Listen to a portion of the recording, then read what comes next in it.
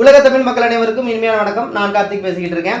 இந்த வீடியோ செக்ஷன்ல என்ன பார்க்க போறோம் அப்படின்னு பாத்தீங்கன்னா, கார்பன் மற்றும் அதன் சேர்மங்கள் 9ஆம் வகுப்பு மற்றும் 10ஆம் வகுப்புல இடம்பெற்றக்கூடிய இந்த பாடத்துல என்ன சொல்ல வராங்க, கார்பன் அப்படிங்கிறது மிக முக்கியமான தனிமம் சொல்றாங்க. எதனால, எதுக்காக, ஏன் நம்ம கார்பன் மற்றும் அதன் சேர்மங்கள்ல படிக்கிறோம், எத்தனை தனிமங்கள் இருந்தும் கார்பன் ஏன் நம்ம அன்றாட வாழ்வில் மிக முக்கிய பங்கு வகிக்குது, அது மட்டும் இல்லாம கார்பன் அதன் சேர்மங்கள் எப்படி வகைப்படுத்துறாங்க, ஸோ தனித்த நிலைனா என்ன, கூட்டு நிலைனா என்ன, 10ஆம் வகுப்புல என்ன கொடுத்துருக்காங்க, 9ஆம் வகுப்புல என்ன கொடுத்துருக்காங்க அப்படின்னு பார்க்க போறோம். இந்த வீடியோ செஷன் நம்ம பார்க்க போறது 9ஆம் வகுப்பு.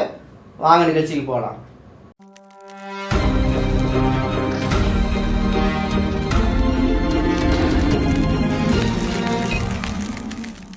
கார்பன் மற்றும் அதன் சேர்மங்கள். கார்பன் அப்படிங்கிறது நம்ம அன்றாட வாழ்க்கையில் பயன்படுத்தக்கூடிய அனைத்து பொருட்களுமே இருக்கு அப்படின்னு சொன்னா நீங்க நம்புவீங்களா? கார்பன் இல்லாத வாழ்க்கையை நம்மளால வாழ முடியாது அப்படின்னே சொல்லலாம். கார்பன் அப்படிங்கிற ஒரு தனிமம் நம்ம அன்றாட வாழ்வியல எல்லா இடத்துலையுமே இருக்கு அப்படின்னு சொல்ல வராங்க. இப்பெல்லாம் போனோம்னா பெட்ரோல் எல்லாம் ஏறிச்சுப்பா, 100 ரூபா கிட்ட வரப்போகுதுப்பா அப்படிங்கிறாங்க. பெட்ரோலியம் ஒரு கார்பனால் ஆனது. பெட்ரோலியத்தில் இருக்கக்கூடிய நம்ம எரிபொருட்களாக முன்னாடி கருதக்கூடிய நிலக்கரி கார்பனால் ஆனது, வைரம் கார்பனால் ஆனது, பென்சில்னோட கார்பனால் ஆனது. இது என்ன நீ பத்தி சொல்ற, மற்றதெல்லாம் எல்லாமே கார்பனால் ஆனது. எப்படி நம்ம எந்த பொருளை எரிச்சாலும் கண்டிப்பா அது என்னதை தருது, கார்பன் டை ஆக்சைடை தருது. ஸோ கார்பன் டை ஆக்சைடை எரிக்கும் பொழுது carbon dioxide, carbon monoxide தரக்கூடிய அனைத்து விஷயமே கார்பனால் ஆனது அப்படின்னு சொல்லி முடிக்கிறாங்க. இது உங்களுக்கு புரியுற மாதிரி சொல்லணும் அப்படின்னு பார்த்தீங்கன்னா, 9ஆம் வகுப்புல நம்ம அன்றாட வாழ்வில் பயன்படுத்தக்கூடிய அனைத்தும் கார்பனால் ஆனது. அப்ப பொருட்கள் மட்டுமா அப்படின்னு கேட்டா பொருட்கள் கிடையாது, நம்மளும் தான். நம்மளும்னா மனிதர்களும் தான். ஸோ மனிதர்களே கிட்டத்தட்ட 18%, எத்தனை சதவீதம், 18% கார்பனால் ஆனதுதான் நம்ம மனிதர்கள் அப்படின்னு சொல்றாங்க. அப்ப 18% என்ன வரும், எல்லாமே வரும். தசை கார்பனால் ஆனது, உள்ள இருக்கக்கூடிய எலும்பு கார்பனால் அதன் சேர்மங்களால் ஆனது. கார்பன் அப்படின்னா கார்பன் மட்டும் சொல்லக்கூடாது, கார்பன் மற்றும் அதன் சேர்மங்கள். சரிங்களா? போக போக உங்களுக்கு கிளியரா புரியும். ஸோ எலும்பு அப்படிங்கிறது ஏன்னா கால்சியம் கார்பனேட் அப்படின்னு இருக்கும். அப்போ கார்பன் அதன் சேர்மங்கள் எப்படி சொல்லணும், கார்பன் மட்டும் தனியாக இருந்தால் கார்பன், கார்பனோட வேற ஏதாவது ஒரு தனிமம் சேர்ந்தால் கார்பன் அதன் சேர்மங்கள், கார்பன் சேர்மங்கள் அப்படின்னு சொல்லலாம். சரிங்களா? ஃபைன்.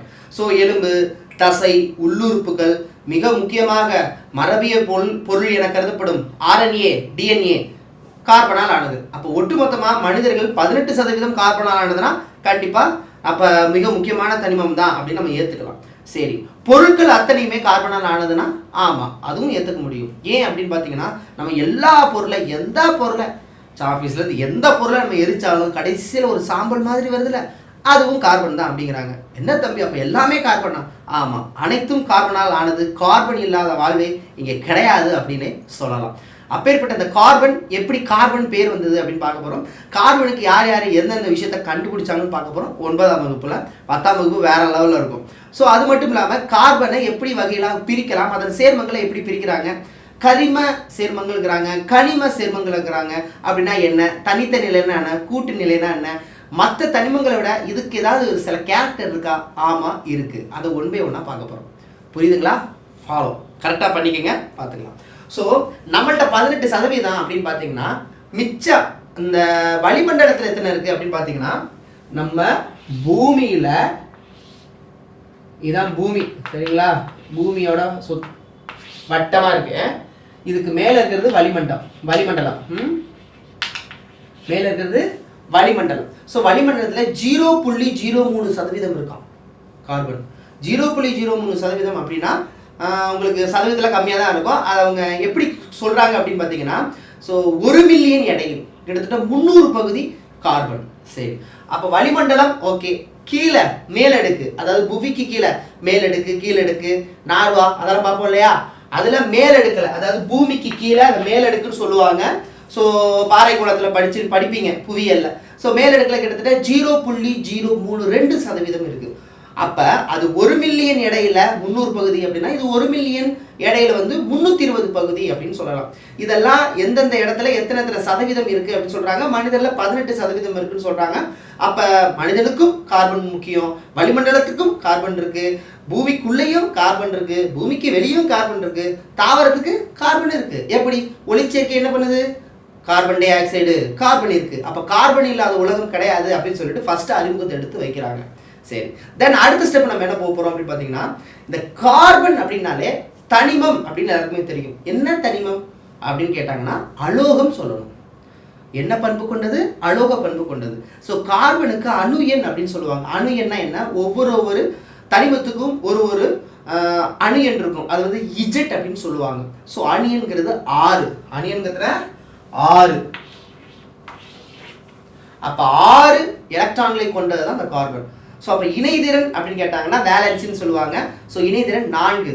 இந்த 4 இருக்கிறதுனால தான் இவங்க கண்ணா அப்படின்னு சேருவாங்க. அது ஏன்னு பின்னாடி பார்ப்போம். சரிங்களா? இணைதிறன் 4, இணைதிற எலக்ட்ரான்களும் 4. இதோட எலக்ட்ரான் கட்டமைப்பு அப்படின்னு பார்த்தீங்கன்னா 1s2 2s2 2p2. சரிங்களா? இதுக்கு எக்ஸ்பிளனேஷன் பண்ணோம்னா ஆவர்த்தன அட்டவணைக்கு தான் போகணும். இப்போதைக்கு கார்பனோட எலக்ட்ரான் அமைப்பு அப்படின்னு கேட்டாங்கன்னா, எலக்ட்ரான் கட்டமைப்பு அப்படின்னு கேட்டாங்கன்னா 1s2 2s2 2p2 அது மட்டும் தெரிஞ்சுங்க. மற்றபடி இது ஒரு அலோக பண்பு கொண்டது அப்படின்னு சொல்லி இதோட ஜென்ரல் ஃபார்ம் வந்து சொல்லிடலாம். அது மட்டும் இல்லாமல் இதுக்கு நிறைய ஸ்பெஷல் கேரக்டர் இருக்கு. ஒன் பை ஒன்னா பார்க்கலாம். சரி, இந்த கார்பன் நம்ம பார்க்கறதுக்கு முன்னாடி கார்பனை பற்றி கண்டுபிடிப்புகள் அப்படின்னு ஒன்று சொல்லியிருக்கிறாங்க. இதை ரொம்ப போட்டு மனப்பாடெல்லாம் பண்ண வேணாம், கண்டென்ட்டை மட்டும் அழகாக புரிஞ்சுக்கோங்க. சரிங்களா? ஸோ கார்பனை பொறுத்த மட்டும் தூய கார்பன், கார்பன் சேர்மங்கள் அப்படின்னு சொல்லலாம். தூய கார்பன்னா கார்பன் மட்டும்தான் இருக்கும், வேற எவனும் சேர மாட்டான். புரியுற மாதிரி சொல்லணும் அப்படின்னு பார்த்தீங்கன்னா அவன் மட்டும்தான். வேற எந்த தனிமத்துடன் சேராமல் இருந்தால் அது வந்து தனித்த நிலை அப்படின்னு சொல்லுவாங்க. மற்ற தனிமத்துடன் சேர்ந்தா கூட்டு நிலை அப்படின்னு சொல்லுவாங்க. ஃபைன். அப்போ இந்த தூய கார்பன் தனித்த நிலைக்கு என்னென்ன எடுத்துக்காட்டுங்கிறது போல நல்லா புரிஞ்சுக்கோங்க. கார்பன் அப்படின்னாலே நிலக்கரின்னு அர்த்தமா? எந்த மொழியில் அப்படின்னா லெத்தீன் மொழியில். லெத்தீனில் கார்போ அப்படின்னு சொல்லுவாங்க. கார்போ அப்படின்னா என்ன அர்த்தம்னா நிலக்கரின்னு அர்த்தமா. அதான் கார்பன் மாத்திரச்சு பேர் வந்துச்சு. ஸோ லவாசியர் அவர்கள் இந்த பேரை வந்து வச்சிருப்பாங்க. கிளியருங்களா? சரி, இந்த கார்பன் அப்படிங்கிறப்ப ஒவ்வொரு கண்டுபிடிப்புகள் வரிசையாக வருது. கார்பன் கண்டுபிடிச்சதுக்கப்புறம் அதை நான் ஒவ்வொன்றா வரிசையாக சொல்கிறேன். ஸோ ஃபர்ஸ்ட் ஒன் 1772 லவாசியர் அவர்கள் என்ன பண்ணுறாரு அப்படின்னு பார்த்தீங்கன்னா, சும்மா இருக்க முடியாமல் ஏதாவது ஆய்வகம் பண்ணணும்னு மிகப்பெரிய ஒரு வைரத்தை எடுத்து வச்சு அதில் இந்த ராட்சச லைட்டை வந்து படுற மாதிரி வைக்கிறாரு. எரிஞ்சிருச்சு. எரிஞ்சு லாஸ்ட்டில் என்ன வருதுன்னு பார்க்கும்போது கார்பன் டை ஆக்சைடு வருது. கார்பன் டை ஆக்சைடு எப்போ வரும்? கார்பன் டை ஆக்சைடு எப்போ வரும்? கார்பன் டை ஆக்சைடு எப்போ வரும்? எரியறதுக்கு தேவையான ஓ ஆக்சிஜன் இருந்தால் தான் எரியும்.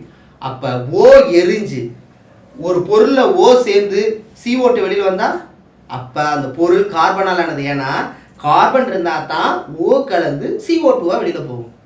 அப்போ இது வந்து கார்பன் டை ஆக்சைடை தருறதுனால வைரம் ஒரு கார்பன் அப்படிங்கிற ஃபர்ஸ்ட் ஸ்டேட்மெண்ட் எடுத்து வைக்கிறார். அப்போ வைரம் கார்பன் முதல்ல சொன்னது லவாசியர் 1772. வருஷம் கூட முக்கியம் கிடையாது, இதுதான் முக்கியம். அதுக்கப்புறம் யாருன்னா கார்ல் ஷீலே அப்படிங்கிற ஒருத்தர். அவர் வைரம் சொன்னார்ல, நான் சொல்கிறேன் கிராஃபைட். இந்த கிராஃபைட் அப்படின்னா என்ன அர்த்தம் அப்படின்னு பார்த்தீங்கன்னா, நம்ம பென்சிலில் எழுதுவோம்ல ஒரு மொனை மாதிரி இருக்கும் பார்த்தீங்களா, சின்னது, அதான் கிராஃபைட். அதையும் இதே மாதிரி ஃபாலோ பண்ணியிருக்காரு. அதுவும் CO2 தான் கொடுக்குது. ஸோ அதுவும் ஒரு கார்பன் அப்படிங்கிற மாதிரி சொல்கிறாரு ஷீலே அவர்கள். புரியுதுங்களா? இதெல்லாம் நல்லா போயிட்டு இருக்கும்போது 1976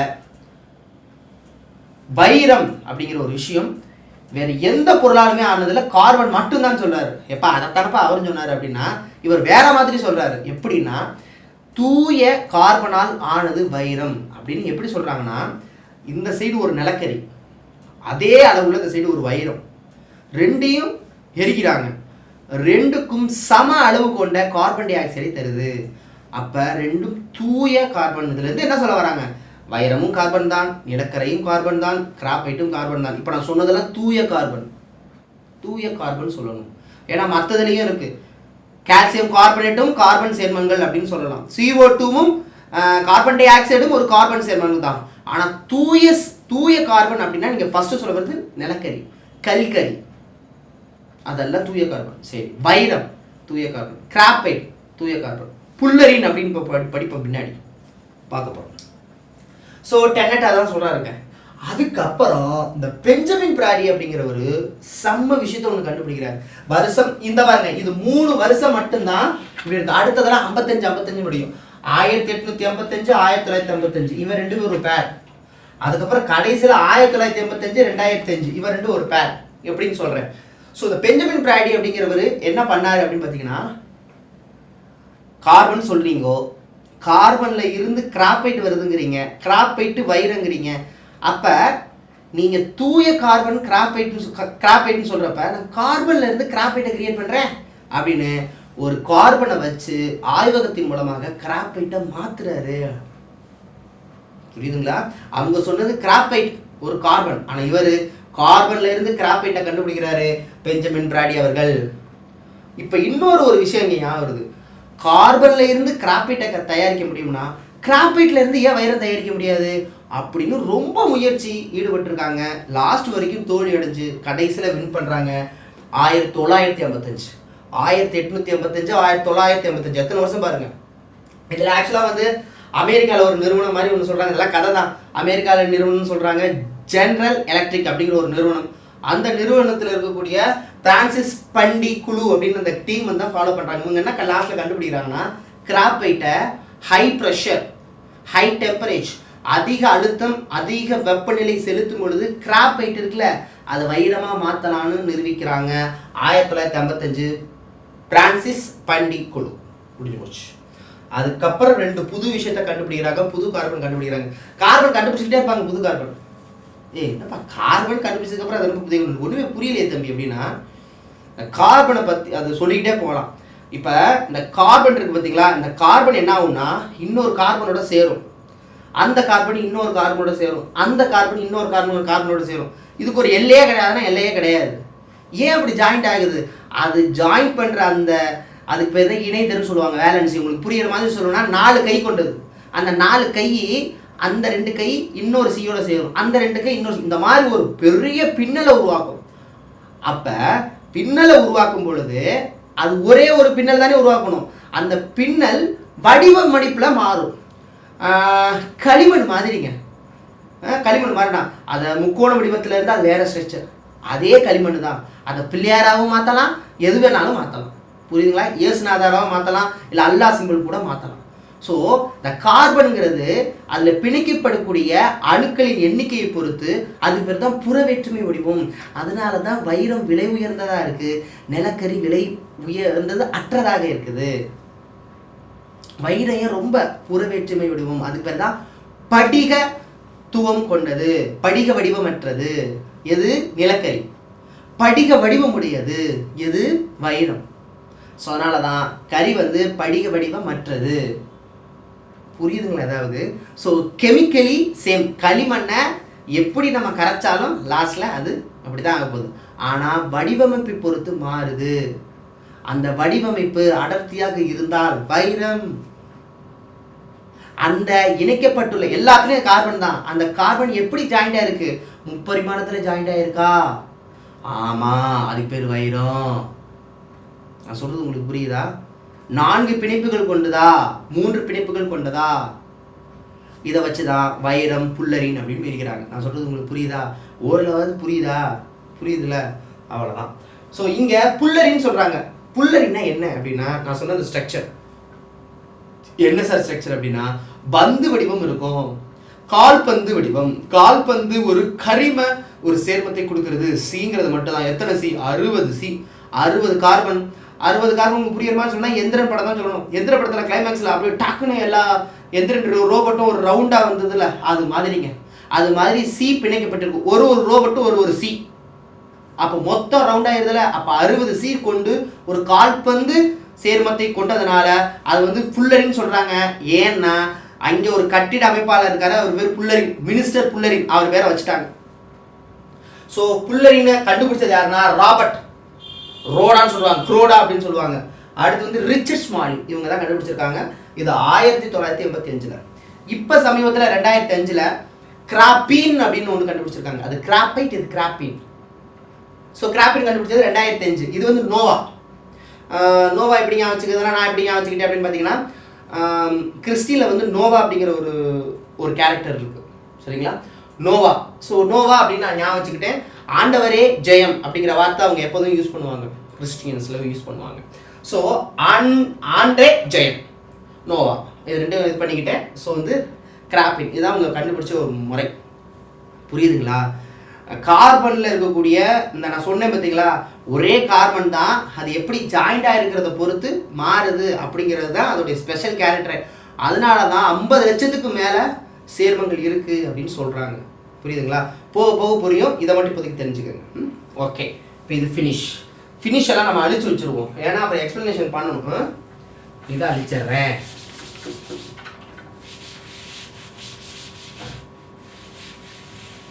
ஓகே, அடுத்து இதையும் அழிச்சிடுறேன். கார்பன் அப்படிங்கிறது நிலையை பொறுத்த வரைக்கும் தனித்த நிலை, கூட்டு நிலை. தனித்த நிலை நான் ஆல்ரெடி சொல்லிட்டேன், கார்பன் மட்டும்தான், வேற எவனுமே கிடையாது. அதுக்கு எடுத்துக்காட்டு அப்படின்னு பார்த்தீங்கன்னா நான் சொன்னேன் வைரம், நிலக்கரி, கிராஃபைட், புல்லரி. ஓகேவா, இது சொல்லிட்டேன். கூட்டு நிலை அப்படின்னா மற்றவங்க கூட ஜாயிண்ட் ஆகுது. மற்றவனா யார் யாரு, அது யாரா வேணாலும் இருக்கலாம். Carbon di oxide, calcium carbonate, carbohydrate, நம்ம சாப்பிட்ற உணவு, அரிசி, கார்போஹைட்ரேட். எங்க கார்பன் மாறான், கார்பன் இல்லாத இடமே கிடையாது. பெட்ரோலியம், நிலக்கரி. ஸோ எங்கே பார்த்தாலும், ஸோ நிலக்கரி எப்படி வருதுன்னு உங்களுக்கு நல்லாவே தெரியும். பல்லாயிரக்கணக்கான பல மில்லியன் ஆண்டுகளுக்கு முன்பு புதையுண்ட மரங்கள் மற்றும் எல்லாமே சேர்ந்து நிலத்துக்கடியில் போயிட்டு அப்படியே படிஞ்ச அழுத்தம் ப்ரெஷர் காரணமாக இதுவாக மாறுறதா நிலக்கரி. சரிங்களா, கடல் மட்டத்துக்கு கீழே இருக்கு அந்த மாதிரி ஃபாலோ பண்ணுறதா பெட்ரோலியம். இது ஆல்ரெடி தெரிஞ்சிருக்கும். நிலக்கரி அப்படிங்கிறது கார்பனால் ஆனதுன்னா எரிபொருள் அத்தனையும் கார்பனால் ஆனதுன்னு ஆல்ரெடி நான் சொல்லிட்டேன். சரிங்களா, பெட்ரோலியம் தனி கான்செப்ட், அது இன்னும் படிக்கணும், அதை பற்றிக்கு பார்ப்போம். ஸோ இது எல்லாமே கூட்டு நிலை அப்படின்னு சொல்கிறாங்க. சரி, இப்போ அடுத்து நம்ம சூப்பர் அழகாக தான் புரியுது. இப்போ தனித்த நிலை, கூட்டு நிலை, ஓகே. இது வேற வகையாக பிரிக்கலாமா அப்படின்னா ஆமாம் பிரிக்கலாம் அப்படின்னு சொல்கிறாங்க. எந்த நிலையில் பிரிக்கலாம் அப்படின்னா கரிம, கனிம. கனிமம் அப்படின்னாலே பூமி கடியில்னு வச்சுக்கோங்க. கனிமம் அப்படின்னாலே பூமி கடியில். ஸோ பூமி கடியில் கிடைப்பதெல்லாம் கனிமம் சொல்லலாம். கரிம அப்படின்னாலே என்ன அர்த்தம் அப்படின்னா உயிர் உள்ள தாவரங்கள் மற்றும் விலங்குகளிலிருந்து பெறக்கூடிய கார்பன் சேர்மங்கள் கனிம கார்பன் சேர்மங்கள் என அழைக்கப்படுகிறது.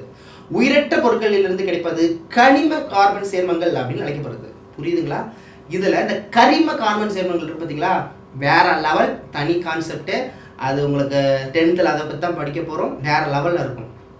இப்போ இந்த கரிம கார்பன் சேர்மங்களுக்கு எடுத்துக்காட்டு சொல்லுங்க அப்படின்னு பார்த்தீங்கன்னா சி அப்படிங்கிற ஒரு கார்பனுடன் எந்தெந்த தனிமம் ஜாயிண்ட் ஆகுதோ அதை பொறுத்து நம்ம அதை சொல்லலாம்.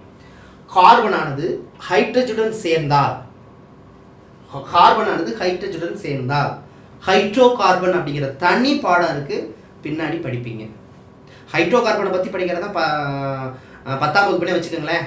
அது ஒரு வேற லெவலில் இருக்கும், செம்ம இன்ட்ரெஸ்டிங்காக இருக்கும். அது கூட ஓ கூட சார் இதுக்கு தனி பாடம் அதெல்லாம் கிடையாது. ஹைட்ரோ கார்பன் தான் மிக முக்கியமான பாடம். சரிங்களா, சரி. ஸோ ஓ கூட சேர்ந்தா, ஆக்சிஜனுடன் சேர்ந்தா, இல்லை நைட்ரஜனுடன் சேர்ந்தா, இல்லை கந்தகத்துடன் சேர்ந்தால், இந்த மாதிரி சேர்ந்தால் அது வந்து என்னது கரிம கார்பன் சேர்மங்கள் அப்படின்னு சொல்லலாம். கனிம அப்படின்னா என்ன அர்த்தம் அப்படின்னு பார்த்தீங்கன்னா, கனிம நான் ஆல்ரெடி சொன்னது தான். என்னவா இருக்கலாம், ஆக்சைடுகளாக இருக்கலாம். Carbon dioxide, carbon disulphide, சைனைடாக இருக்கலாம், சல்பைடாக இருக்கலாம், சல்பைடாக இருக்கலாம்.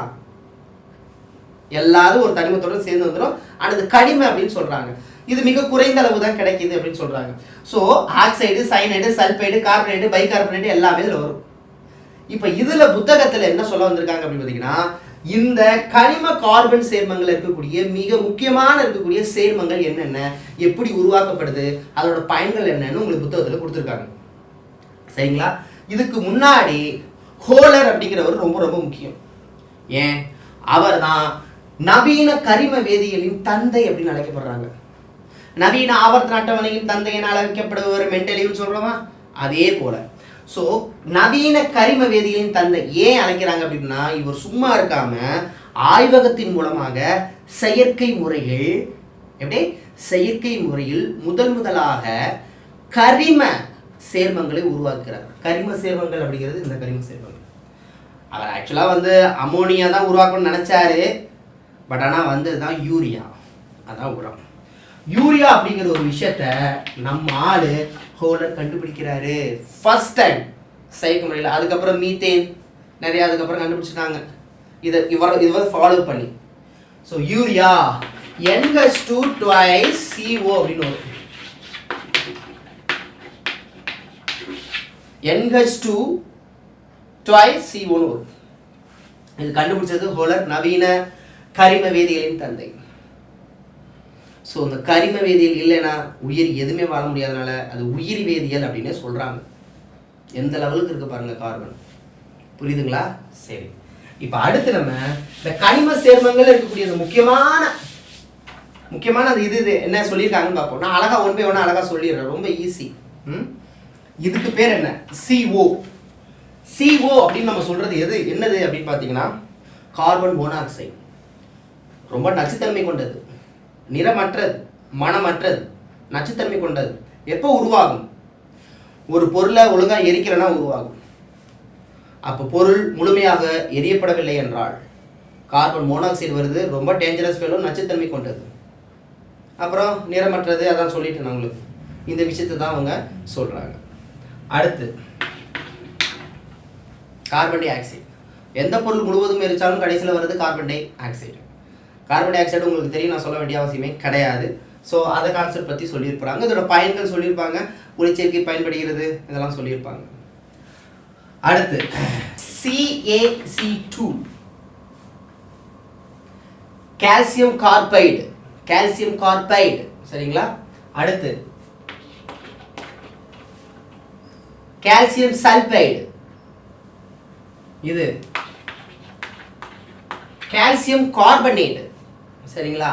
Last sodium டைகார்பனேட்.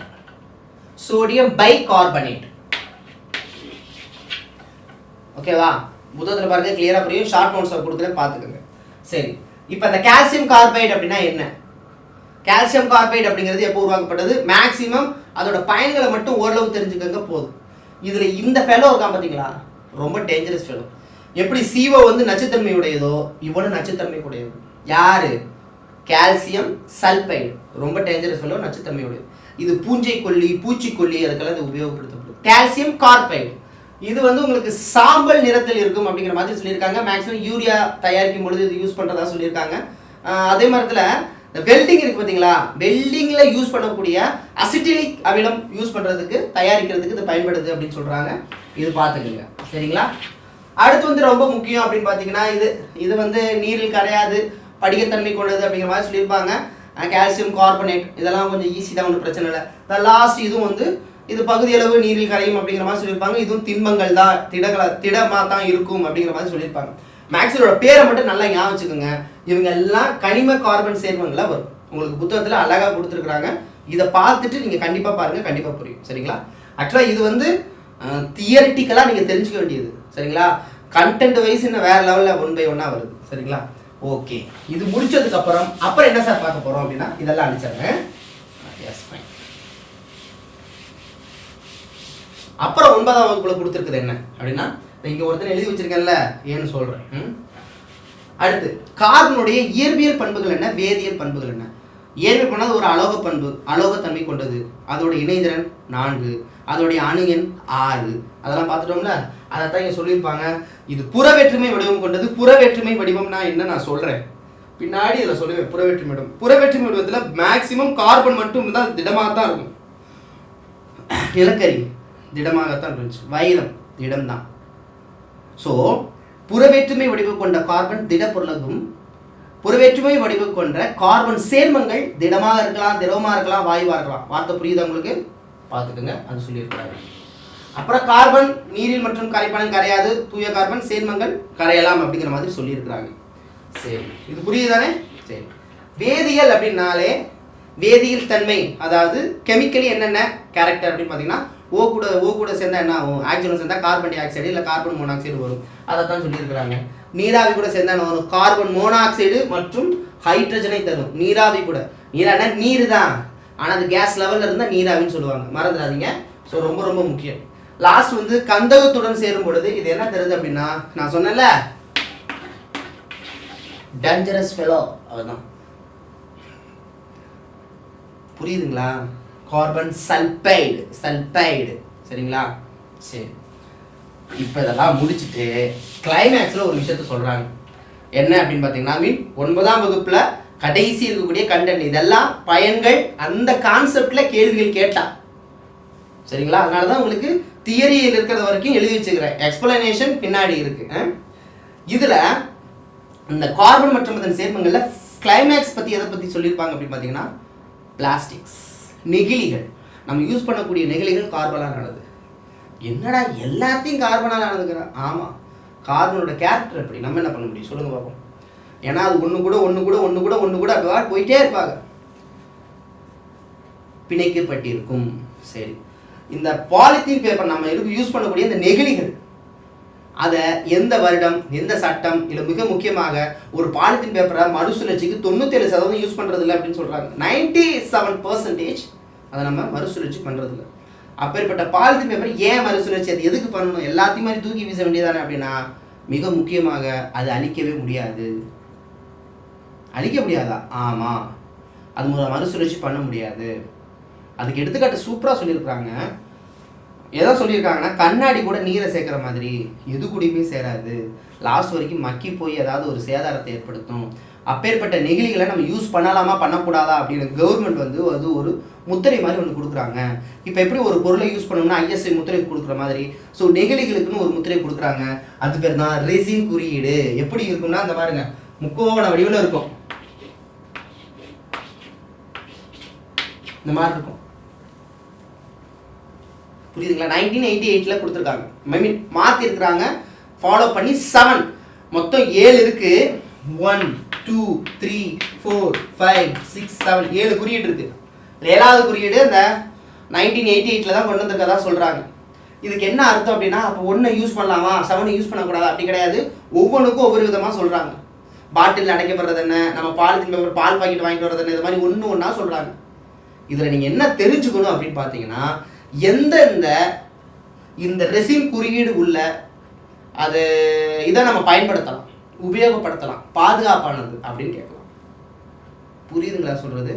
சரி, அது மட்டும் இல்லாமல் ரொம்ப டேஞ்சரஸ் ஃபெலோவாக இருக்கக்கூடிய அந்த ரெசின் குறியீடு எந்தெந்த இதுக்கு வருது, அது ஒவ்வொரு பேர் இருக்கு. பாலிஈஸ்டரின், நம்ம யூஸ் பண்ணுறது பிவிசி பைப்பு, பிவிசி பைப் தெரியுங்களா? பாலிவினைல் குளோரைடு, எல்லாமே தான். சரிங்களா? அது நெகிழிகள் அப்படின்னு சொல்லக்கூடிய வகைகளை சேருது. அதுக்கு குறியீடு என்ன அப்படின்னு கேட்கலாம். ஃபஸ்ட்டு நீங்கள் என்ன தெரிஞ்சுக்கணும் அப்படின்னு பார்த்தீங்கன்னா, இந்த குறியீடு எது சேஃப்டி, ஒவ்வொரு பொருளுக்கு பின்னாடியும் நெகிழியில் இருக்கணும். ஒருவேளை இந்த குறியீடு இல்லைன்னா அது 7ஆம் நம்பர் சேர்ந்தது. அதை நீங்கள் ரெகுலராக அந்த ப்ராடக்டை வந்து இவங்க ஃபாலோ பண்ணலை, விதிகளுக்கு உட்பட்டு அது உபயோகிக்கக்கூடாதுன்னு அர்த்தம். விதிகளுக்கு உட்பட்டு அது தயாரிக்கப்படவில்லை. மேக்ஸிமம் வாங்குறது சின்ன டப்பிலாம் இருக்காது, அந்த உண்டியல் வாங்குறது சின்ன டப்பி, அதுலனா சீல் இருக்காதுண்ணே, இருக்காது. புரியுதுங்களா? சரி, ஸோ 7ஆம் நம்பர். இதில் நம்ம எது யூஸ் பண்ணலாம் அப்படின்னு பார்த்தோம், அதான் ரொம்ப முக்கியம். 2 4 5 2 4 5 உபயோகப்படுத்தலாம், பாதுகாப்பானது. அப்போ மிச்சம் இருக்கிறவன் எவன் பார்க்க போகிறோம். அதில் ஃபர்ஸ்ட் யார் இருக்கா அப்படின்னா பிவிசி, பாலிவினைல் குளோரைடு. ரொம்ப டேஞ்சரஸ் ஃபெலோ, நம்ம இருக்கக்கூடிய ஹார்மோனியை சிதைக்கக்கூடியது. அப்ப அதுக்கு குறியீடு என்ன? 3ஆம் நம்பர் பிவிசி. கேட்கலாம், பாலிவினைல் குளோரைடு இருக்கக்கூடிய ரெசின் குறியீடு என்ன? அடுத்து பிஎஸ். இந்த எஸ்ன்னு வந்தா அதை வந்து ஸ்டைரின் சொல்லலாம். என்னது? Styrene. So P for poly, so polystyrene சொல்லியிருப்பாங்க. 3க்கு அடுத்து 6. இந்த ஸ்டைரின்ங்கிற வார்த்தை எங்கே வருதோ அவெல்லாம் புற்றுநோயை உருவாக்குறவங்க. எஸ், செரிமான மண்டலம், புற்றுநோய், நுரையீரலில் இருக்கக்கூடிய பாதிப்பு உருவாக்கும். அப்ப பிஎஸ் மற்றும் ஏபிஎஸ். ஆனால் ஏபிஎஸோட குறியீடு வேற, ஆனால் தாக்கம்ங்கிறது ஒன்று, ஏன்னா எஸ் வருது. இதுவே ஏபிஎஸ்னா என்ன அப்படின்னு பார்த்தீங்கன்னா, அதான் அக்ரைலோன்னு சொல்லுவாங்க. சரிங்களா? ஸோ அக்ரைலோ நைட்ரேட் பியூட்டாடீன் அப்படின்னு சொல்றாங்க. திரும்ப சொல்றேன், அக்ரலோ nitrate butadiene. Butadiene butadiene butadiene லாஸ்ட்ல இருக்கு ஸ்டைரின். ஆனா இந்த ஏபிஎஸோட குறியீடு 7, இவனோட குறியீடு 6. 3 6 7 தாங்க ரொம்ப டேஞ்சரஸ். 3ஆம் நம்பர் பிவிசி, 6ஆம் நம்பர் பிஎஸ், 7ஆம் நம்பர் ஏபிஎஸ். 7ஆம் நம்பருக்கு இன்னொருத்தர் இருக்கான், வேற யாரும் இல்லை, பிசி பாலிகார்பனேட். 7ஆம் நம்பர் இவனும் டேஞ்சரஸ் ஃபெலோ. அவ்வளோதான், இது வேற எந்த இதுவுமே கிடையாது. வேற நீங்கள் குழப்பிக்கவே வேண்டாம். ரெசின் குறியீடுனா என்ன, எந்த வருடம் கொண்டாடப்பட்டது, மாற்றப்பட்டது, எந்தெந்த இதுக்கு எந்தெந்த குறியீடு தெரிஞ்சுக்கிட்டா போதும். ஓகேவா? இப்போ வந்து நம்ம தியரிட்டிக்கலாக கான்செப்ட் பார்த்தோம். இப்போ நம்ம வேற லெவலில் புரிஞ்சுக்க பார்க்க போகிறோம். ரொம்ப முக்கியம். இப்போதைக்கு இது வரைக்கும் நடத்தின கிளாஸ் அப்படிங்கிறது தியரிட்டிக்கல், என்னென்ன சொல்லியிருக்காங்கன்னு எடுத்து சொன்னேன். இப்போ நம்ம லாஜிக்காக என்ன கண்டென்ட்னு பார்க்க போகிறோம். இப்போ நடத்துறது உங்களுக்கு புரியலை அப்படின்னா அடுத்த வீடியோ பதிவு கண்டிப்பாக உங்களுக்கு புரியாது, ஷுவராக புரியாது. சரியா? பார்த்துடலாமா? அது என்ன கண்டென்ட் பார்த்துடலாமா? பார்க்கலாம். ஓகே, ஓகேவா? கிளியரா? Okay, fine. இப்போ கார்பன் ஏன் ஸ்பெஷல் அப்படிங்கிறதுக்கு ரீசன் பார்க்க போகிறோம். அதோடைய சிறப்பு இயல்புகள். இந்த சிறப்பு இயல்புகள் இருக்கிறதுனால தான் கார்பன் 50 லட்சத்துக்கும் மேற்பட்ட சேர்மங்களாக நமக்கு நிறைய தருது. அது என்னென்ன பண்புகள் அப்படின்னு பார்க்க போகிறோம். கிட்டத்தட்ட ஒரு 5 பண்புகள் இருக்குது. 5மே ரொம்ப இன்ட்ரெஸ்டிங்கான கேரக்டர். ஃபர்ஸ்ட் சங்கிலி தொடராக்கம் அப்படின்னு சொல்கிறாங்க. என்ன தொடராக்கம்? சங்கிலி தொடராக்கம்.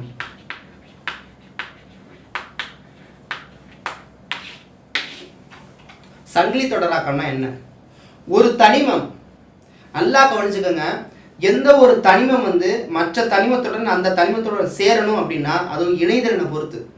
இணைதிறன் அப்படின்னா என்ன அர்த்தம்னா ஒரு எலக்ட்ரானை ஷேர் பண்ணுது.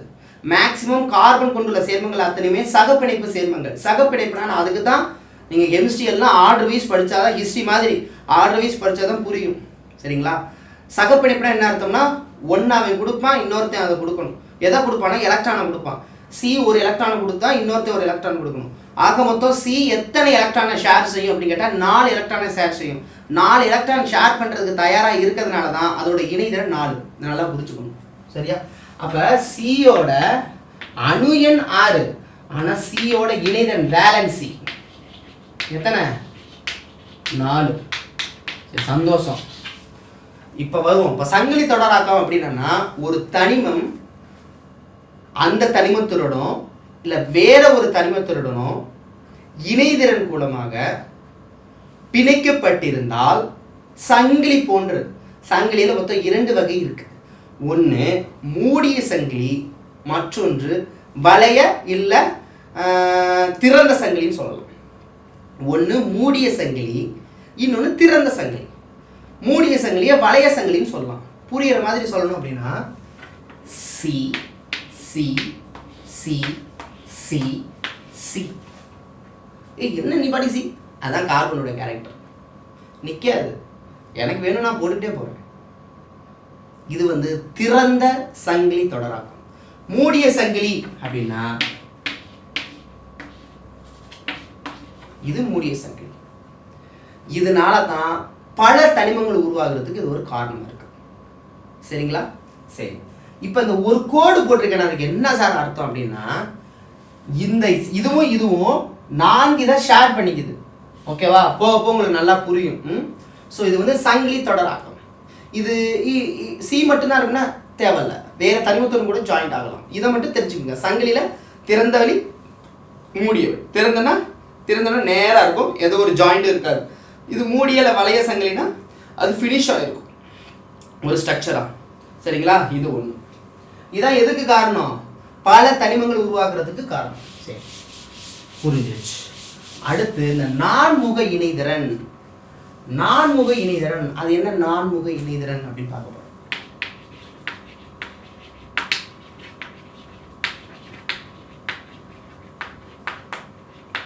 நான்முக இணைதிறன், அதோட இணைதிறன் 4. இதோடைய இணைதிறனை வச்சு இந்த தனிமத்துடனோ இல்லை வேறு ஒரு தனிமத்துடன் பிணைக்கப்பட்டிருக்குமேயானால், ஒரு பிணைப்பில் ஈடுபட்டு சேர்மங்களை உருவாக்குமேயானால் அதுதான் நான்முக இணைதிறன். புரியுற மாதிரி கிளியரா சொல்றேன்னு பார்த்துக்கோங்க.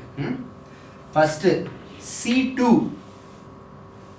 அதுக்கப்புறம் CH4, அதுக்கப்புறம் CO2. இது எல்லாமே நான்முக இணைதிறன் மூலமாக பிணைக்கப்பட்டுள்ளது. எப்படின்னா சி அப்படிங்கிறதுக்கு 4 அப்படின்னு சொன்னேன். ஞாபகம் இருக்கா? எத்தனை சொன்னேன்? 4ன்னு சொன்னேன். இப்ப இந்த 4 கையோட ஹச்சோட வேலன்சி 1. ஹச் ஒரு எலக்ட்ரான் தான் ஷேர் பண்ணிக்க முடியும், 1க்கு மேல அதால ஷேர் பண்ணிக்க முடியாது. O 2 எலக்ட்ரானை தான் ஷேர் பண்ணிக்க முடியும். ஏன்னா Hஓட இணைதிறன் 1, Oவோட இணைதிறன் 2, Nஓட இணைதிறன் என்னது 3, Cயோட இணைதிறன் 4. இதெல்லாம் பேசிக். இப்ப இந்த C 4 எலக்ட்ரானை 4 H கிட்ட ஷேர் பண்ணுது. ஏன்னா ஒரு H 4 வாங்க மாட்டான். அதுதான் இந்த CH4 மீத்தேன். இந்த O 2 1 2 வாங்கும். அதனால இங்க ஒரு O இங்க ஒரு O. அதுதான் கார்பன் டை ஆக்சைடு. ஒரு C அதே போல இன்னொரு C யோட 4 ஷேர் பண்ணிக்கலாம். இதுக்கு 4 ஷேர் ஆயிருக்கு, இதுக்கு 4 ஷேர் ஆயிருக்கு. அதுதான் C2. இதுதான் நான்முக இணைதிறன் கான்செப்ட். எவ்வளவு அற்புதமா இருக்கு, புரியுதுங்களா? இதன் மூலமாகத்தான் சேர்மங்கள் உருவாக்கப்படுது. அனைத்தும் சகப்பிணைப்பு. இது எல்லாத்தையும் இருக்கு. ஆனா இவங்கிட்ட வேற என்ன ஸ்பெஷலா இருக்கு அப்படின்னு பார்க்க போறோம். அதான் அடுத்து இருக்கக்கூடிய பன்முக இணைதிறன். பன்முக இணைதிறன். இந்த பன்முக இணைதிறன் தான் ஒரு தனிமத்தோடைய இயற்பியல் மற்றும் வேதியியல் பண்புகளுக்கான காரணம். ஒரு தனிமத்தின் இயற்பியல் மற்றும் வேதியியல் பண்புகளுக்கு காரணம், அதாவது இதுல கார்பன்ல பன்முக இணைதிறன். பன்முக இணைதிறன் ரொம்ப ரொம்ப முக்கியம். நல்லா கவனிச்சுக்கங்க. கார்பன் மற்றும் அதன் சேர்மங்கள்ல பொதுவா அந்த கார்பன் மற்றும் சேர்மங்கள் பல விதமா பிரியறதுக்கு காரணம் என்ன? இந்த பன்முக இணைதிறன். இது புரிஞ்சாதான் 10ஆம் வகுப்பு கான்செப்ட் புரிய முடியும். நல்லா புரிஞ்சுக்கோங்க, ரொம்ப ஈஸி. சரிங்களா? சோ இன்னைக்கு இப்ப பார்க்க போறது என்ன அப்படின்னு பாத்தீங்கன்னா பன்முக இணைதிறன். பன்முக இணைதிறன். நான் அப்பவே சொன்னேன், சி அப்படி கார்பன் அப்படிங்கிறதுக்கு இணைதிறன் எத்தனை? 4. சி அப்படிங்கிற இதுக்கு இணைதிறன் அப்படிங்கிறது 4. அந்த 4 இணைதிறன் கொண்ட அந்த கார்பன் எந்தெந்த பிணைப்பில் ஈடுபடுகிறது அப்படிங்கிறத பொறுத்து அதை வேறு வகையா பிரிக்கிறாங்க. ஒன்று ஒற்றை பிணைப்பு, அடுத்து இரட்டை பிணைப்பு, அடுத்து முப்பிணைப்பு.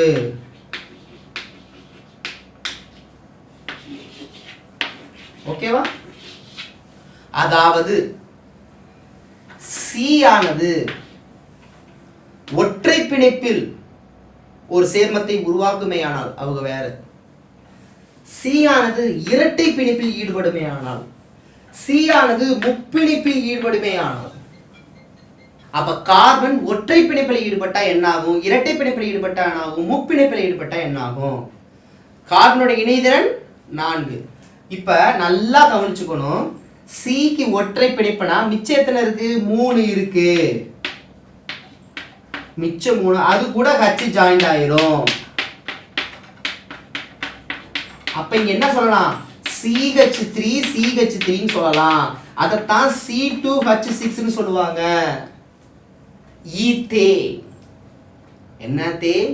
ஈத்தேன். தேன் தேன் தேன் பாட்டு ஞாபகம் இருக்கா? அது அப்படியே ஞாபகம் வச்சுங்க, தேன். ஸோ அதுக்கு தான் அல்கேன் அப்படின்னு சொல்லுவாங்க. இந்த சேர்மத்தை அல்கேன் அப்படின்னு சொல்லுவாங்க. இவனோட கேரக்டர்ல இருந்ததுதான் மீத்தேன்.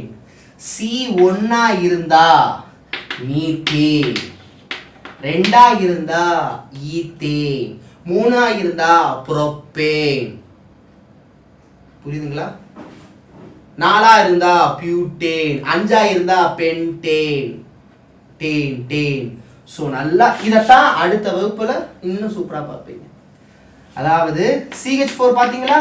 CH4 எப்படி வந்துச்சு? அதான் மீத்தேன். சி ஒற்றை பிணைப்பினால உருவாக்கப்பட்டது சார். ஸோ CH4 அப்படிங்கிறதும் மீத்தேன். ஸோ CH4, அதுக்கப்புறம் C2H6, அதுக்கப்புறம் C3H8, அதுக்கப்புறம் C4H10, அதுக்கப்புறம் C5H12. இது அனைத்தும் அல்கேன் தொகுதி, அல்கேன் சேர்மங்கள். புரியுதுங்களா? Methane, ethane, propane, butane, pentane. So இந்த தொகுதிக்கு இது அப்படியே வரும். இதுக்கு தான் ஒரு பொது வாய்ப்பாடு சொல்லுவாங்க. ரொம்ப ஈஸி, ரொம்ப போட்டு நீங்கள் போட்டு கன்ஃபியூஸ் பண்ணிக்க வேண்டாம். புரியுதுங்களா? சொல்லிடலாமா? அது சொல்லவா வேண்டாமா? ஒன்றும் இல்லை. Cn Cn H 2n plus 2. சுத்தமாக புரியல சார். அப்படி வருங்களா? சரி. சி அப்படிங்கிறது 1. அப்போ C1 இங்கே 1 போட்டால் 4, அதான் CH4. சிக்கு 2 போட்டால் 2 2s are 4, 4 plus 2 6, அதான் C2H6. சிக்கு 3 போட்டால் 3 3 2s are 6, 6 plus 2 8, அதான் C3H8. ஸோ இந்த அல்கேனுக்கான வாய்ப்பாடு CnH2n plus 2. ரொம்ப ஈஸி. சரி, இப்போ இங்கே வருவோம். இரட்டை பிணைப்புனா இங்கே 2, மிச்சம் இருக்கிறது 2. அப்போ இங்கே ஒரு H, இங்கே ஒரு H, இங்கே ஒரு H, இங்கே ஒரு H. இதைத்தான் C2H2, sorry H4, H4, H4. C2 இருக்கு, H4 இருக்கு. இதுக்கு பேர் என்ன சொல்லலாம்? பா, இதுக்கு பேர் என்ன சொல்லலாம்? என்ன சொல்ல இதுக்கு பேர்? இதுக்கு பேர் என்ன சொன்னேன்? ஈத்தீன். ஈத்தீன். அப்போ ஈத்தீன். அப்ப இது அல்கீன் சேர்மங்கள்.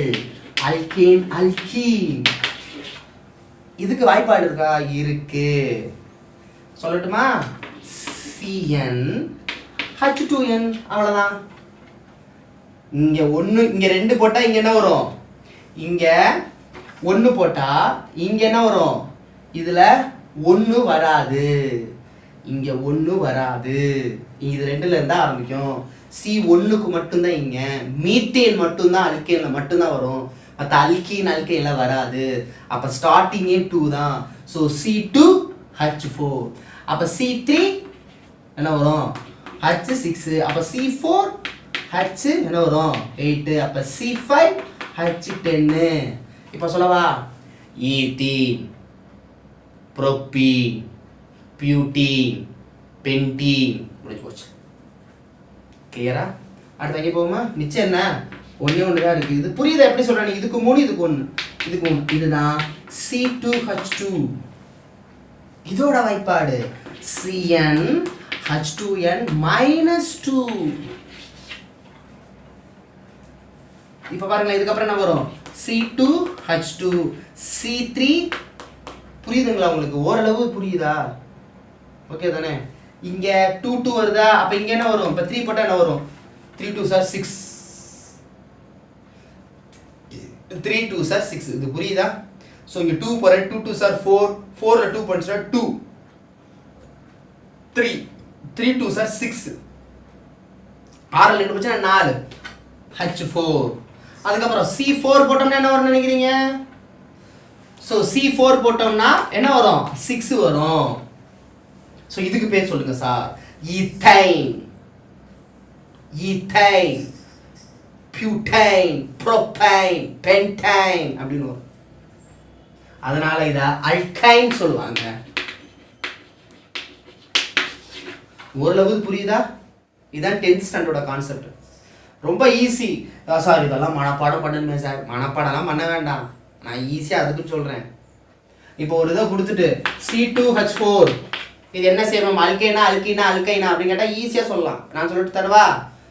இதோட 2 பெருக்குனா 2 அப்படியே வந்துச்சுன்னா அதுக்கு பேர் இரட்டை பிணைப்பு, அல்கீன். பாருங்க, இதோட 2 பெருக்குனா வருதா?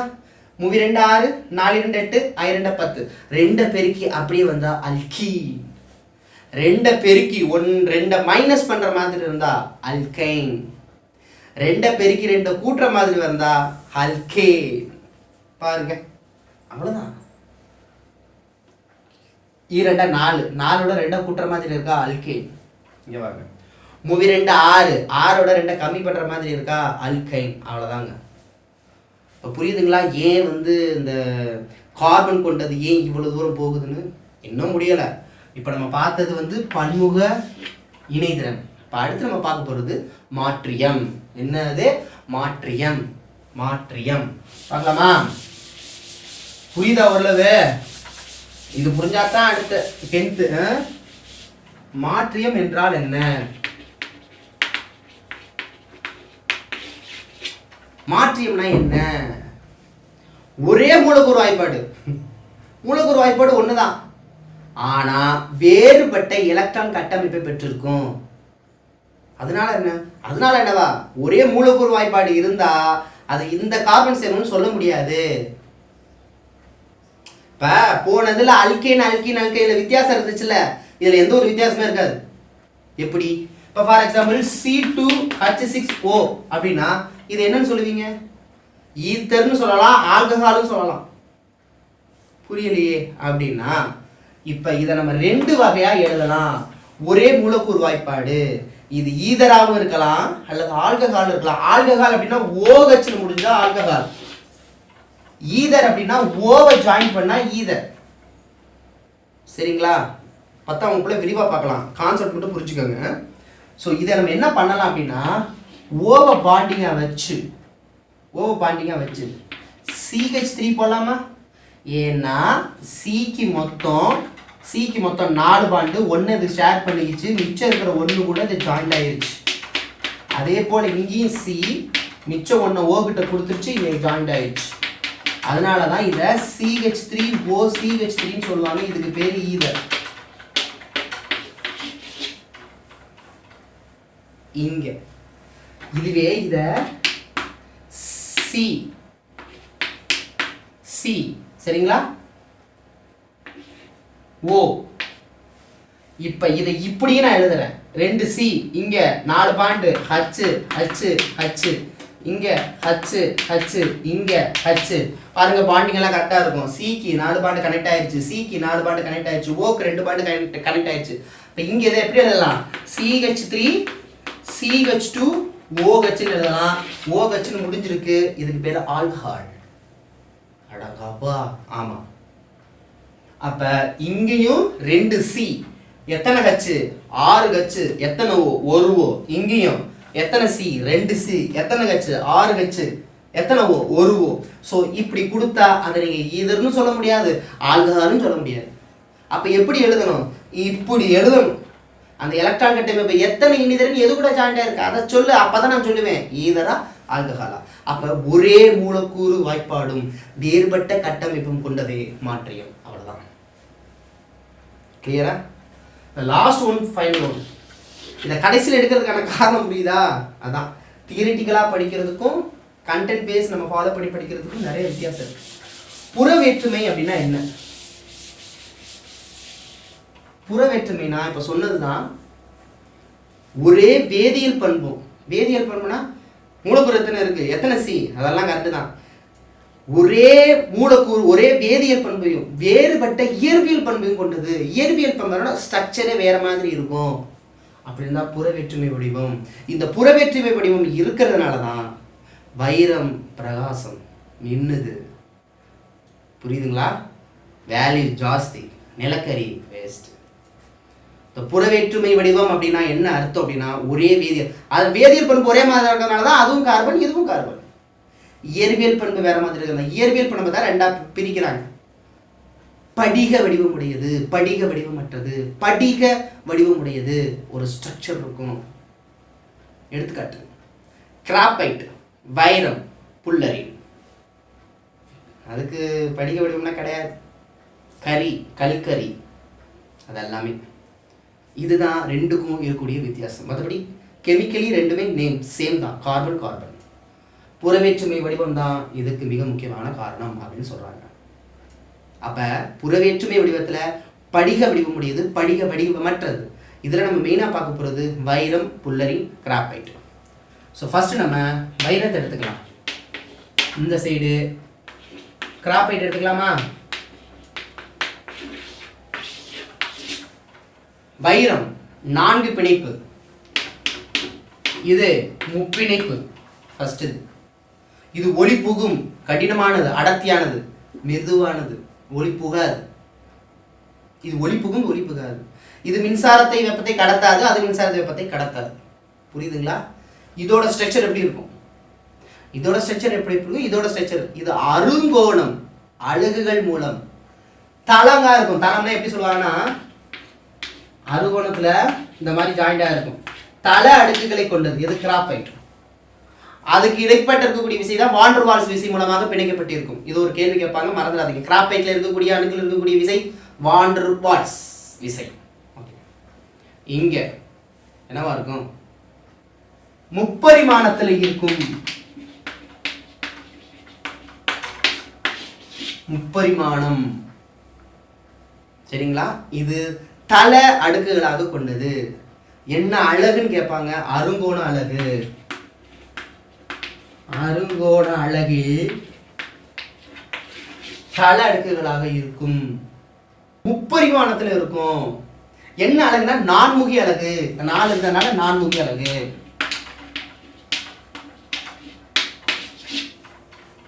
அவ்வளவுதான், வேற இது ஒண்ணுமே கிடையாது. புல்லரின் அப்படின்னா C60 நான் பல தடவை சொல்லியிருக்கேன். 60 இது C60ங்கிறது இப்போ சொல்லியிருக்காங்க. அதுக்கப்புறம் கூட 27 இருந்து அது போகலாம், போயிட்டே இருக்குன்னு சொல்லிட்டாங்க. சரிங்களா? ஸோ C60 அப்படிங்கிறது புல்லரின் ஃபிக்ஸ் பண்ணிக்கலாம். கால்பந்து வடிவத்தில் இருக்கும். கால்பந்துனா இப்படி தெரியுங்களா? கால்பந்து எப்படி இருக்கும்? அந்த ஸ்ட்ரக்சரில் இருக்கும். அதை சொல்லிட்டேனே, எந்திரன் அந்த படம் நான் வச்சுக்கோங்க. அவ்வளோதான். அங்கே போட்டு இதில் போட்டு குழப்பிக்கிறது ஒன்றுமே கிடையாது. இது இவ்வளோதான் கான்செப்ட். இப்போ இதில் நம்ம இந்த மாற்றியம் இருக்குல்ல, மாற்றியம், இந்த பன்முக இணைதிறன், இந்த 2 கான்செப்டை பேஸ் பண்ணி தான் கரிம வேதியியல் பார்க்க போகிறோம். கரிம வேதியியல் உயிரி வேதியியல் அழைக்கப்படுகிறது. அந்த கரிம வேதியியலில் ஹைட்ரோ கார்பனை பற்றி பார்ப்போம். அந்த ஹைட்ரோ கார்பன் படிக்கிறதுனால தான் சியும் ஹெச்சுமோட பாண்டிங்க படிக்கிறது. பார்த்தீங்களா? அல்கைன் ஹைட்ரோ கார்பன் வரும். ஏன்னா சியும் ஹெச்சுக்கான அந்த அந்த பிணைப்புகளை பற்றி சொல்கிறது. சரிங்களா? புரியுதா? அவ்வளோதான். ஸோ 9ஆம் வகுப்பு அழகாக முடிச்சாச்சு. Take your own time. நீங்கள் நல்லா தாராளமாக டைம் எடுத்துக்கோங்க. ஏன்னா அந்த கான்செப்ட் புரியுறது அப்படிங்கிறது சாதாரண விஷயம் கிடையாது. இது மொட்டை மனப்பாடம் பண்ண வேண்டிய விஷயம் இல்லை. எதுவுமே மொட்டை மனப்பாடம் பண்ணக்கூடாது என்னை பொறுத்த மட்டும். ஸோ அதை நீங்கள் புரிஞ்சு படிக்க வேண்டியது. நீங்கள் இந்த வாரம் நான் டைம் கொடுக்குறேன் ஸ்டூடெண்ட்ஸுக்கு. ஸோ லேப் அசிஸ்டன்ட் பேட்ச் நீங்கள் டைம் எடுத்துக்கோங்க. உங்களை நான் சனிக்கிழமை கூட இந்த டெஸ்ட்டு நான் கண்டக்ட் பண்ணுறேன். நல்லா படிச்சுட்டு ஷார்ட் நோட்ஸை படிச்சுட்டு நீங்கள் டெஸ்ட் அட்டன் பண்ணுங்கள். சாட்டர்டே தான் உங்களுக்கு இந்த 9th டெஸ்ட்டு ஷுர். ஏன்னா அது வரைக்கும் நீங்கள் ரிவிஷன் டெஸ்ட் வேறு ஃபாலோ பண்ணுறீங்க. அதனால் சாட்டர்டே நீங்கள் ஃபாலோ பண்ணுங்கள். மற்ற ஸ்டூடெண்ட்ஸும் நீங்கள் இதை அப்படியே படிங்க, யூடியூப் ஸ்டூடெண்ட்ஸும். சரிங்களா?